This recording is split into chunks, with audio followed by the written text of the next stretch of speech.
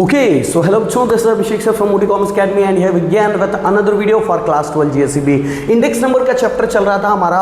Already हम exercise 1.3 तक सारे कॉन्सेप्ट को डिस्कस कर चुके हैं। अगर आपने वीडियो कंप्लीट किया होगा बच्चों तो 1.3 तक आपकी सारी चीजें क्लियर होगी। आगे हम बढ़ने वाले हैं cost of living index number topic की तरफ। चलो हेडिंग डाल लेंगे बच्चों, cost of living index number. Cost of living index number find करने का हमारे पास दो टॉपिक है, दोनों ही टॉपिक को ध्यान से मैं एक्सप्लेन कर देता हूं पहले, फिर चीजों को हम समझेंगे। देखो cost of living index number में कैसा है, पहला जो मेथड है वो है हमारा टोटल एक्सपेंडिचर मेथड। लिख लो बच्चों, पहला मेथड का नाम है total expenditure method and second one is family budget method.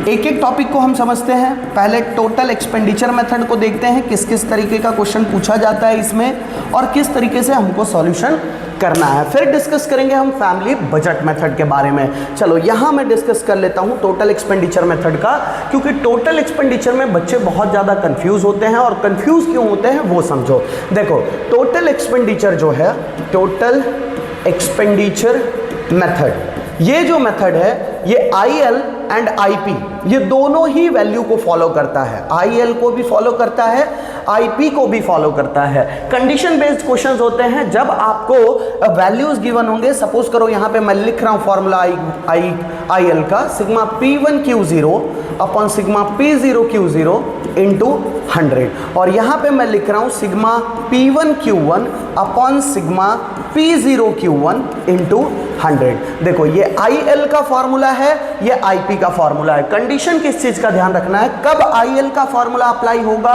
और कब IP का फॉर्मूला अप्लाई होगा, क्योंकि एग्जाम में आपको ये नहीं लिख के देगा कि लास्ट प्राइस मेथड से करना है या पास्ट सेज मेथड से करना है। वहां पे सिर्फ ये मेंशन होगा कि टोटल एक्सपेंडिचर मेथड को फॉलो करके इंडेक्स नंबर निकाल के दो। आपका फोकस रहना चाहिए क्वांटिटी की तरफ। कहां फोकस रहना चाहिए बच्चों, क्वांटिटी की तरफ। अगर क्वांटिटी करंट ईयर का दिया हुआ है, मतलब Q1 का वैल्यू दिया है तो IP आप फॉलो करोगे। अगर बेस ईयर के वैल्यूज दिए हैं क्वांटिटी के तो आप IL फाइंड करोगे। अब इसके बेस पे मैं कुछ क्वेश्चंस आपको करा के देता हूं ताकि आपको क्लैरिटी हो पाए कि किस तरीके से हमारे क्वेश्चंस होने वाले हैं। IL कब फॉलो करना है, IP कब फॉलो करना है, उसका क्लैरिटी पूरा क्वेश्चन के साथ आपको करके दे रहा हूं। चलो बच्चों क्वेश्चंस के साथ आगे बढ़ेंगे। चलो बच्चों अब बात करते हैं method of family budget. Family budget method का क्वेश्चन किस तरीके से बनेगा उसके बारे में डिस्कस कर लेते हैं। फैमिली बजट के रिगार्डिंग क्वेश्चन किस तरीके से बनता है। देखो फैमिली बजट वेट को लेके चलता है, साथ में वेटेड मेथड याद है आपको, वेटेड एवरेज मेथड से जो हम इंडेक्स नंबर फाइंड कर रहे थे कुछ इस तरीके से। इंडेक्स नंबर का फॉर्मूला कुछ इस तरीके से बन रहा था, sigma IW upon sigma W। यही है हमारा फैमिली बजट मेथड। फॉर्मूला बनता है sigma IW upon sigma W। Question में जरूरी नहीं कि आपको I और W दोनों ही कॉलम एक साथ दे, है ना। और यहां पे कई बार क्वेश्चन में आपको प्राइस दे दिया जाता है बेस ईयर का, प्राइस ऑफ करंट ईयर का, है ना, और इस तरीके से क्वांटिटी ऑफ बेस ईयर का। तो इसके थ्रू आपको वैल्यूज निकालने होते हैं। कैसे निकलता है, अगर I का वैल्यू आपको क्वेश्चन में डायरेक्ट नहीं दिया हुआ है तो I निकालने का फॉर्मूला हम वहां पे अप्लाई करेंगे P1 अपॉन P0 इंटू 100। इस तरीके से हम I के कॉलम के वैल्यूज निकाल सकते हैं। देखो I का कॉलम हम निकाल सकते हैं P1 अपॉन P0 इंटू 100 करके। तो P1 अपॉन P0 इंटू 100 करोगे आपका I का वैल्यू आएगा। क्वेश्चंस में अगर वेट का भी वैल्यू डायरेक्ट नहीं दिया है, वेट होता है बेस ईयर के प्राइस इंटू बेस ईयर के क्वांटिटी, P0 इंटू Q0 करो आपको W का वैल्यू मिल जाएगा। तो इस तरीके से आप I का वैल्यू निकाल सकते हो और W का वैल्यू निकाल सकते हो। अगर IW का वैल्यू आ गया आपके पास तो आप आसानी से आंसर का सॉल्यूशन कर सकते हो। चलो बच्चों क्वेश्चन शुरू करेंगे दोनों ही मेथड के रिगार्डिंग, टोटल एक्सपेंडिचर मेथड भी साथ में फैमिली बजट मेथड भी। इलस्ट्रेशन नंबर 17 के क्वेश्चन को थोड़ा ध्यान से देखेंगे बच्चों। ओके सो बच्चों ये है इलस्ट्रेशन नंबर 17 जिसमें ये वैल्यूज गिवन है, हमको इंडेक्स नंबर का वैल्यू गिवन है एंड वेट का वैल्यू गिवन है। ऊपर आपको सॉल्यूशन क्या करने को बोला, यहां पे मैं लिख देता हूं। बोला गया है कि find cost of living index number, shortcut में लिख रहा हूं, आप टेक्स्ट बुक में देख लेना, आपको चीजें समझ में आ जाएगी। Find cost of living index number by using family budget method. Family budget method को यूज करके आपको cost of living index number निकालने को बोला गया है। अभी हमने डिस्कस किया था कि अगर फैमिली बजट मेथड के through cost of living index number निकालने को बोला जाएगा, हमारे पास फॉर्मूला है sigma I W upon sigma W. Question typical कब बनता है ना, जब आई और डब्ल्यू का वैल्यू डायरेक्ट हमको गिवन नहीं होता है। अगर डायरेक्ट दे दिया सर तो ये तो हमारे लिए भाई वल्ले वल्ले वाली बात है sir. Sigma that means total, total चाहिए, किसका टोटल चाहिए, आई डब्ल्यू का। आई डब्ल्यू का एक कॉलम बनाओ और आई डब्ल्यू का टोटल निकाल के हम दे देंगे ऊपर, यहां पे वैल्यू दे देंगे। नीचे क्या चाहिए सर, डब्ल्यू का टोटल, ये रहा। वेट का टोटल लेकर आओ और ये वैल्यू उठा के लाके रख देंगे यहां पे, और जो भी आंसर बनेगा हम यहां पे लिख देंगे। ये है cost of living index number family budget method के थ्रू। अब सारा वैल्यू को मैं सॉल्व करके यहां पे लिख लेता हूं, फिर मैं आपसे डिस्कस करता हूं चीजें। देखो बच्चों, ये जो IW का कॉलम था, इंडेक्स नंबर और वेट को मल्टीप्लाई करके ये सारे वैल्यूज आए हमारे पास, उसका टोटल वैल्यू हम यहां पे रखे 24512। एंड नीचे चाहिए था हमको W का टोटल। W का टोटल, वेट का टोटल हम किए 100 आया, ये 100 रख दिए, ये आ गया हमारा value through family budget method. बढ़ते हैं बच्चों अगले क्वेश्चन की तरफ, देखते हैं अगला क्वेश्चन क्या डिमांड करता है हमसे।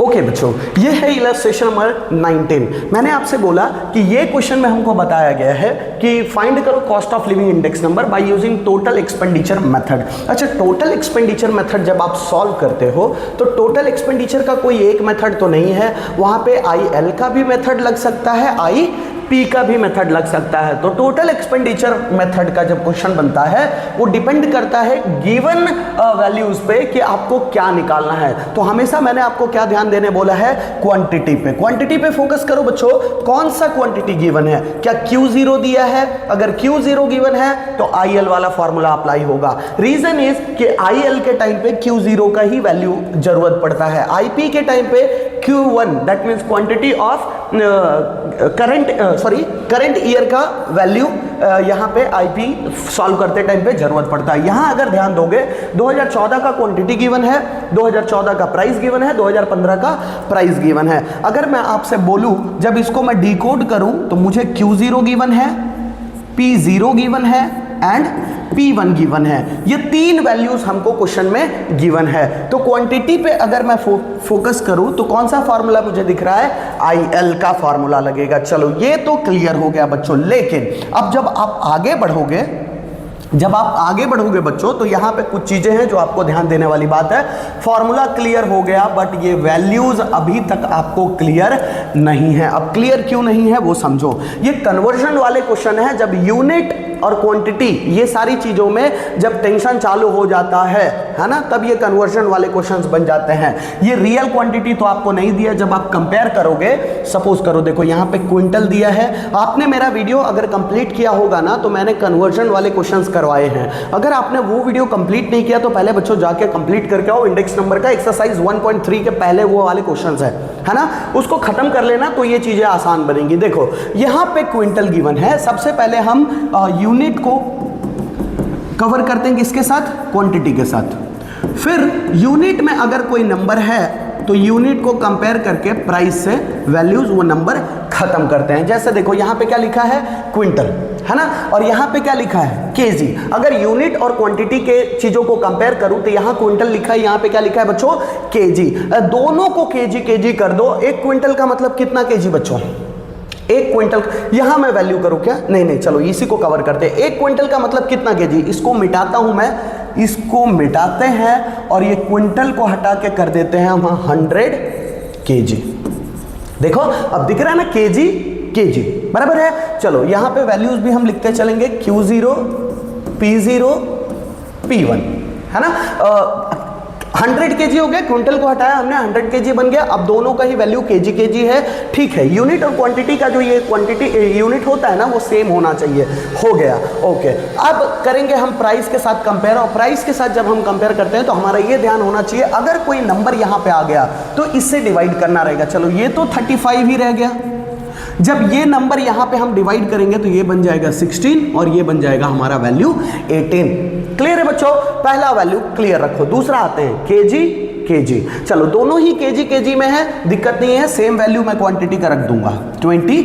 आगे बढ़ेंगे, यहाँ कोई नंबर नहीं है मतलब यहाँ डिवाइड भी नहीं होगा, प्राइस का भी वैल्यू हमारा सेम रहेगा 40 एंड 45। यहाँ पे आते हैं केजी एंड केजी। पहले यूनिट को क्वांटिटी से कंपेयर करना है, केजी केजी। चलो लिख दो Q0 का वैल्यू, पहले क्वांटिटी का वैल्यू लिखते हैं, है ना, कंपेयर करने के बाद। ओके, यहाँ अगर कोई नंबर रहता डिवाइड करते, नहीं है नंबर, डायरेक्ट वैल्यू लिख दो 60 120। चलो लीटर लीटर कोई दिक्कत नहीं है, 10 यहाँ नंबर नहीं है, डिवाइड भी नहीं देना है, 80 90। मीटर मीटर, भाई बाकी सब सिमिलर दिया, बाकी सब में टेंशन नहीं दिया, बस बच्चे जोश में आके पहला वाला वैल्यू गलत करें और पूरा उनका मार्क्स गलत हो जाए, यही एजुकेशन वाले चाह रहे थे आपसे। लीटर लीटर, चलो 15 28 एंड 35। इन शॉर्ट हमने यहाँ पे क्या सीखा बच्चों, पहला जो काम आपका रहेगा वो रहेगा यूनिट को क्वांटिटी से कंपेयर करो, मतलब यूनिट का जो यूनिट है और क्वांटिटी का जो यूनिट होगा वो दोनों सिमिलर करना है आपको। यहाँ पे क्या लिखा था भाई, यहाँ पे लिखा था कि भाई यहाँ पे दिया है क्विंटल, तो बताओ ये दोनों सेम हो रहा है क्या क्वांटिटी? यहाँ पे क्विंटल गिवन है, यहाँ पे क्या दिया है, केजी दिया है, तो क्विंटल को हटा के हमने बच्चों क्या लिख दिया है यहाँ पे 100 केजी। एक क्विंटल मतलब 100 केजी, तो 100 केजी लिख दिया, तो केजी केजी। अब बराबर हो गया तो क्वांटिटी के वैल्यू को हमने लिख दिया। ये जो 100 आया, ये 100 को डिवाइड दे दिया हमने प्राइस से, ये यहाँ पे हो गया। ठीक है बच्चों, ये बन गया हमारा नॉर्मल क्वेश्चन। अब इसका हम करेंगे सॉल्यूशन। यहाँ पे इसको लेता हूँ मैं मिटा, इसको मिटाएंगे फिर सॉल्यूशन शुरू करेंगे। यहां ध्यान देंगे बच्चों, टोटल एक्सपेंडिचर मेथड से था, है ना, और Q0 गिवन था, तो टोटल एक्सपेंडिचर मेथड का फॉर्मूला क्या बनेगा, sigma P1 Q0 upon sigma P0 Q0 into 100। That means IL का फॉर्मूला फॉलो करेगा। एक कॉलम बनेगा आपका P1 Q0 का और एक कॉलम बनेगा आपका P0 Q0 का। P1 Q0 का टोटल ऊपर चाहिए, P0 Q0 का टोटल नीचे चाहिए। जो भी P1 Q0 का टोटल आएगा इसको उठा के हम ऊपर रखेंगे, जो भी P0 Q0 का टोटल आएगा उसको उठा के हम यहाँ रखेंगे, लास्ट में मल्टीप्लाई कर देंगे 100 से। देख लेते हैं क्या क्या वैल्यूज हैं, फिर उसको मैं लिख के वीडियो आगे करता हूँ। देखो बच्चों, बाकी चीज़ें आपको आती है, बस ये चीज़ फोकस करना था कि ये फार्मूला क्यों अप्लाई किया है हमने, है ना। तो ये फार्मूला हमने अप्लाई किया, P1 Q0 चाहिए था, निकाला, P0 Q0 चाहिए था। P1 Q0 मतलब ये दोनों को मल्टीप्लाई करके वैल्यू आ रहा है, P0 Q0 मतलब ये दोनों को मल्टीप्लाई करके वैल्यू आ रहा है। टोटल हमने निकाला और यहाँ पे लाकर रख दिया, ये हो गया हमारा आंसर। और सेम क्वेश्चन को हमको बोला गया कि फैमिली बजट मेथड से भी सॉल्व करके दो, है ना, प्रैक्टिस करने के लिए है। आपको अलग अलग एग्जाम में ऐसा नहीं कि एक ही क्वेश्चन में दोनों ही चीज पूछ लिया जाता है, बट प्रैक्टिस करने के लिए। तो देखो, ये 3 कॉलम को मैं रहने देता हूं, बाकी सारी चीजों को मैं मिटा देता हूं। टोटल एक्सपेंडिचर मेथड से हमारा सॉल्यूशन हो गया। अब हम करेंगे फैमिली बजट मेथड से सॉल्यूशन। चलो इसको मिटा लेते हैं पहले।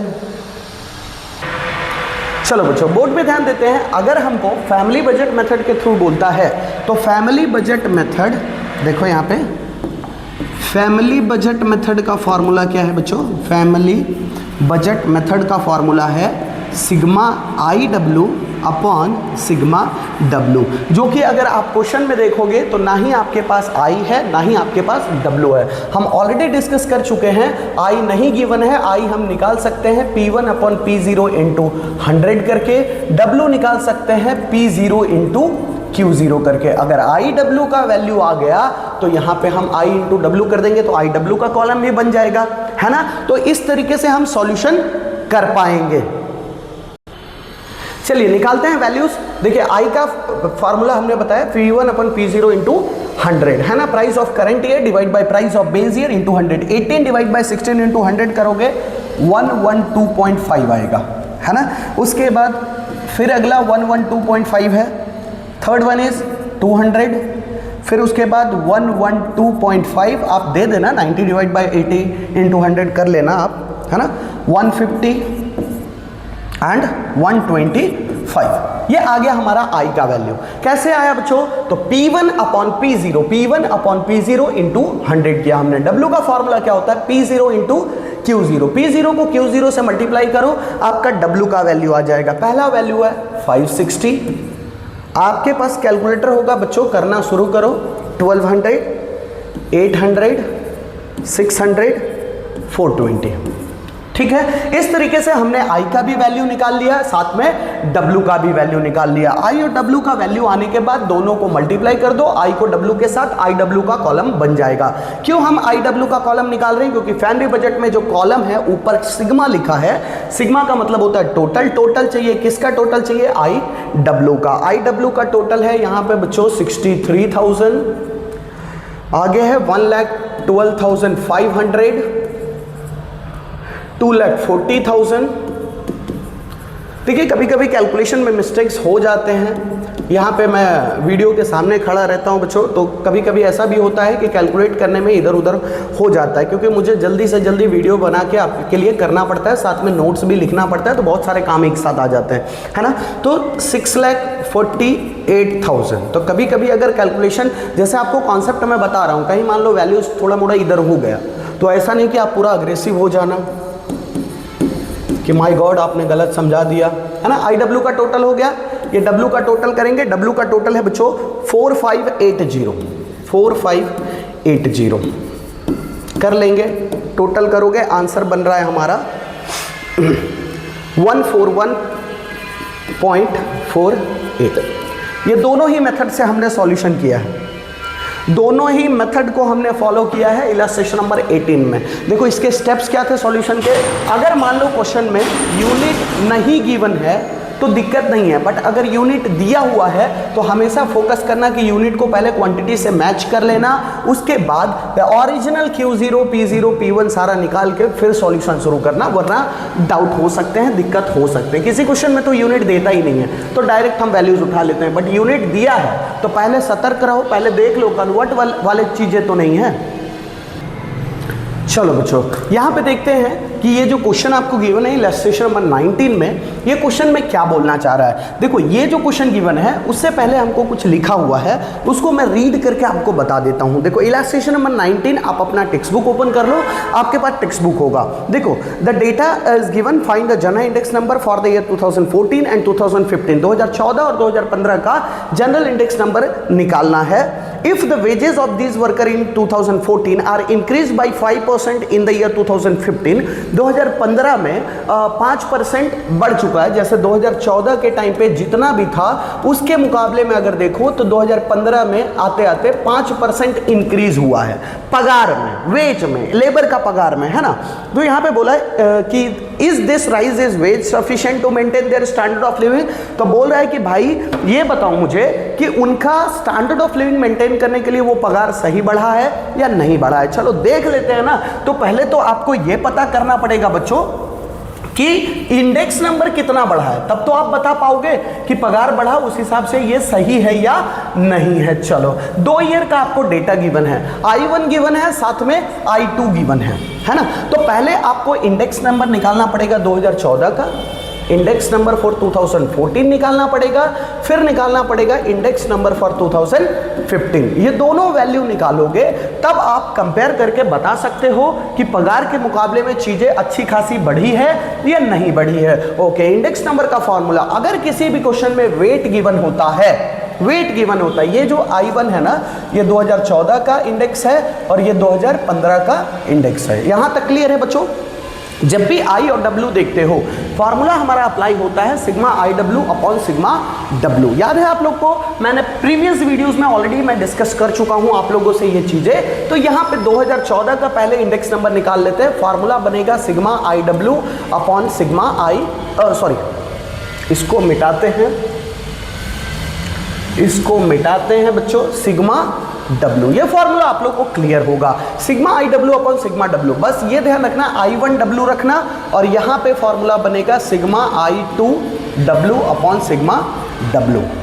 I1 I2 क्यों ले रहा हूँ आप लोग को समझ में आ रहा होगा, क्योंकि मैं 2014 का जब निकाल रहा हूँ इंडेक्स नंबर तो ये IW का सॉल्यूशन करेंगे, और जब 2015 का निकालेंगे तो ये दोनों को कंपेयर करके सॉल्यूशन करेंगे। ठीक है, चलो पहले वाले पे आते हैं। तो पहले ये दोनों वैल्यूज I1W है ना, इसका टोटल निकालेंगे, वेट के टोटल से डिवाइड दे देंगे। इसको निकालना है तो I2W, है ना। IW होता है फार्मूला, बट 2 ईयर का एक साथ I दिया हुआ है, तो I1W करके हम 2014 का इंडेक्स नंबर निकालेंगे, I2W करके हम 2015 का इंडेक्स निकालेंगे। चलो टोटल वैल्यूज मैं लिख लेता हूं बच्चों, उसके बाद वीडियो को कंटिन्यू करता हूं। चलो बच्चों देखो, ये दोनों को मल्टीप्लाई करके I1W आया, ये दोनों को मल्टीप्लाई करके I2W आया। ये दोनों वैल्यूज आने के बाद हमने 2014 का भी इंडेक्स नंबर निकाल लिया और 2015 का भी इंडेक्स नंबर निकाल लिया। दैट मीन्स पहले जो खर्चा था 210.6 था, अभी का खर्चा 225.40 था। हमसे क्वेश्चन पूछा गया था कि अगर वेजेस 5% से इंक्रीज हुआ है तो ये बताओ कि भाई ये जो है इंडेक्स नंबर में जो चेंज आ रहा है, cost of living index number में जो चेंज आ रहा है वो सफिशिएंट है या नहीं है, देख लेते हैं। अच्छा, मैं अगर आपसे एक सवाल पूछूं, पहले 100 था अब 120 हो गया, है ना, तो कितना परसेंट का चेंज आपको देखने को मिल रहा है? कैसे पता लगाते हो? पहले ये देखते हो कि कितना परसेंट बढ़ा, कितना परसेंट बढ़ा है 20। अब परसेंटेज जब बताना हो कि कितना परसेंट चेंज हुआ, तो जितना भी चेंज हुआ डिवाइड बाय बेस वैल्यू, मतलब 100 इंटू 100, इससे पता चलता है आपको कि इतना परसेंट का बदलाव आया है, 20% का बदलाव आया। 100 से अगर 120 पे पहुंच रहा है तो जितना चेंज आया वो डिवाइड बाय चेंजेस कितना आया वो divide by base value into 100। इससे हमको पता चलता है कि कितना वैल्यू इंक्रीज या डिक्रीज हुआ है। ठीक है बच्चों, चलो इसी अकॉर्डिंग हम यहाँ पे भी देख लेते हैं कि इंडेक्स नंबर में कितना चेंज हुआ है। इंडेक्स नंबर पहले कितना था 210.6, अभी कितना है 225.40। देखो 210.6 था और अभी हो चुका है 225.40। पहले इसका गैप निकालेंगे, गैप निकाल लो। गैप है हमारा 14.8%। कितना गैप है बच्चों? 14.8%, है ना। इसका मतलब ये नहीं कि इतना परसेंट इंक्रीज हो गया। परसेंटेज निकालने का तरीका मैंने अभी आपको बताया। जितना भी परसेंट का चेंज आया है 14.8 divide by base value 210.6 into 100 करो, ये कितना आ रहा है? उतना परसेंट का इंडेक्स नंबर में बदलाव आया है बच्चों। देखो ये करने पे आ रहा है 7.03%। इंडेक्स नंबर कितना इंक्रीज हो रहा है? 7.03%, है ना, 7.03%। और वेजेस कितना इंक्रीज हुआ? 5%। तो बताओ क्या सफिशिएंट होगा? 7% से cost of living index number बढ़ रहा है, लेकिन पगार सिर्फ 5% से बढ़ रहा है, तो अभी भी 2.03% का तो गैप है यहाँ पे, है ना। तो यहाँ पे आपको इस तरीके से बताना है। पहले आपने 2014 का इंडेक्स नंबर निकाला, फिर 2015 का इंडेक्स नंबर निकाला, फिर बाद में दोनों वैल्यू के बीच में जो गैप है वो गैप को ढूंढ के फिर उसका परसेंटेज चेंज कितना हुआ, कितना परसेंट का इंक्रीज हुआ वो आपने बताया। परसेंटेज चेंज कैसे इंक्रीज हम फाइंड करते हैं वो मैंने आपको बता दिया है बच्चों।